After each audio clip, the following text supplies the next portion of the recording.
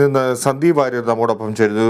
ശ്രീ സന്ദീപ് വാര്യർ, മോദി സമുദായത്തെ അപമാനിച്ചു എന്നുള്ള കേസിലാണ് കോൺഗ്രസ് നേതാവ് രാഹുൽ ഗാന്ധിക്ക് 2 വർഷം തടവ് ശിക്ഷ വിധിച്ചിരിക്കുന്നത്. സൂറത്ത് കോടതി ഇപ്പോൾ മേൽക്കോടതിയെ സമീപിക്കാനുള്ള ഒരു സാവകാശവും അദ്ദേഹത്തിന് നൽകിയിട്ടുണ്ട്.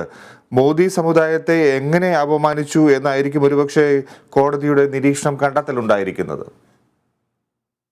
ഒന്ന്, ഇതുമായി ബന്ധപ്പെട്ട് കോടതി ശിക്ഷ വിധിച്ചിട്ടുള്ള അല്ലെങ്കിൽ ഡ്യൂ ജുഡീഷ്യൽ പ്രോസസ്സിന് ശേഷം സംഭവിച്ചിട്ടുള്ള ഒരു വിധിയാണ്. കോടതിയുടെ വിധി എന്ന നിലയ്ക്ക് അത് രാജ്യത്തെ ഏത് കോടതിയുടെ വിധിയാണെങ്കിലും അത് അംഗീകരിക്കാനും അത്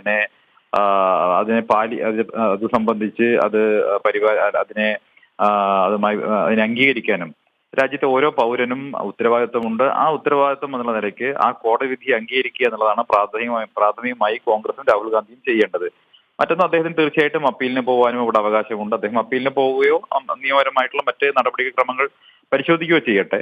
ഇവിടെ രാഹുൽ ഗാന്ധിയുടെ പ്രസ്താവന എന്ന് പറയുന്നത് അങ്ങേയറ്റം വളരെ മോശമായിട്ടുള്ള പ്രസ്താവനയായിരുന്നു. പ്രത്യേകിച്ച് മോദി എന്ന പേര് ഉപയോഗിച്ചുകൊണ്ട് മോദി എന്ന എല്ലാവരും മോശക്കാരാണ് എന്ന രീതിയിലായിരുന്നു അദ്ദേഹത്തിന്റെ പ്രസംഗം ഉണ്ടായത്. തീർച്ചയായിട്ടും അതൊരു സമുദായം കൂടിയാണ്. ആ സമുദായത്തിന് അത് വലിയ തോതിൽ ആക്ഷേപകരമായി തോന്നുകയും അവർ കോടതിയെ സമീപിക്കുകയാണ് ഉണ്ടായത്. കോടതിയിൽ ഇരുപക്ഷവും അവരുടെ വാദമുഖങ്ങൾ മുന്നോട്ട് വെച്ചു. രാഹുൽ ഗാന്ധി ചെയ്തത് തെറ്റായിട്ടുള്ള കാര്യമാണ് എന്ന് കോടതിക്ക് ബോധ്യപ്പെട്ടു, ഇന്ത്യയിലെ നിയമ സംവിധാനത്തിന് ബോധ്യപ്പെട്ടു. ആ കോടതി ശിക്ഷ വിധിച്ചു. അത് സ്വീകരിക്കുക എന്നുള്ളത് തന്നെയാണ് രാഹുൽ ഗാന്ധി ചെയ്യേണ്ടത്. എന്തായാലും ഈ മോദി സമുദായത്തെ അടച്ചാക്ഷേപിച്ചു എന്ന് കോടതി കണ്ടെത്തിയിരിക്കുന്നു എന്ന് രാജ്യം വിശ്വസിക്കണം. അങ്ങനെയാണ്. നിങ്ങൾക്ക് നമ്മുടെ കോടതികളെ വിശ്വാസമില്ലേ? ഇന്ത്യയുടെ ജുഡീഷ്യറി നിങ്ങൾക്ക് വിശ്വാസമില്ലേ? നിങ്ങൾക്ക് രാഹുൽ ഗാന്ധിയാണോ വിശ്വാസം, അതോ രാജ്യത്തെ ജുഡീഷ്യറിയാണോ വിശ്വാസം? രാഹുൽ ഗാന്ധി ഒരുപക്ഷെ ഇനിയും മേൽക്കോടതിയിൽ സമീപിച്ചാലും ഇത് തന്നെയായിരിക്കും, ഈ ഒരു തിരിച്ചടി തന്നെയായിരിക്കും അവിടെ നിന്ന് ലഭിക്കുക എന്ന് തന്നെയാണോ കരുതേണ്ടത്? അല്ല, അതെല്ലാം കോടതി നടപടികളാണ്, കോടതികളാണ് തീരുമാനിക്കേണ്ടത്. അത് സംബന്ധിച്ചൊരു അഭിപ്രായം പറയേണ്ടതുണ്ടെന്ന് എനിക്ക് തോന്നുന്നില്ല. രാജ്യത്തെ നിയമ സംവിധാനം നിയമത്തിന്റെ നൂലാമാലകൾ ഇഴകീറി പരിശോധിച്ച ശേഷം രാഹുൽ ഗാന്ധി കുറ്റക്കാരനാണെന്ന് വിധിച്ചിരിക്കുന്നു. പ്രത്യേകിച്ച് ഒരു സമുദായത്തെ ഉന്നം വെച്ചുകൊണ്ടുള്ള രീതിയിലുള്ള പ്രസ്താവന നടത്തിയെന്ന് കോടതിക്ക് ബോധ്യപ്പെട്ടിരിക്കുന്നു.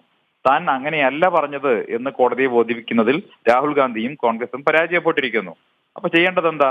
കോടതിയുടെ ഉത്തരവിനെ അനുസരിക്കുക, നിയമപരമായിട്ട് അവർക്ക് ലഭ്യമായിട്ടുള്ള മാർഗങ്ങൾ തേടുക. ഇതാണ് കോൺഗ്രസിനും രാഹുൽ ഗാന്ധിക്കും മുന്നിൽ അവശേഷിക്കുന്ന കാര്യമെന്ന് പറയുന്നത്. അവരതുമായി മുന്നോട്ട് പോകട്ടെ. ഇത്തരം കാര്യങ്ങൾ സംഭവിക്കുന്ന സമയത്ത് രാജ്യത്തെ പൗരന്മാർക്ക് അഹിതമായിട്ടുള്ള രീതിയിൽ ആരെങ്കിലും ഒക്കെ പ്രസംഗിച്ചു കഴിഞ്ഞാൽ അവർക്ക് നിയമ സംവിധാനങ്ങളെ സമീപിക്കാനും കോടതിയെ സമീപിക്കാനും ഈ രാജ്യത്ത് അവകാശമുണ്ട്. ആ അവകാശങ്ങൾ അവർക്കില്ല എന്ന് പറയാൻ പറ്റുമോ? ഇത് BJP ഒരു രാഷ്ട്രീയ പാർട്ടി എന്നുള്ള നിലയ്ക്ക് കോടതിയിൽ പോയതൊന്നും അല്ലല്ലോ. ഇത് ആ മോദി സമുദായത്തിലെ അംഗങ്ങളായിട്ടുള്ള ആളുകൾ തന്നെയാണ് കോടതിയെ സമീപിച്ചത്.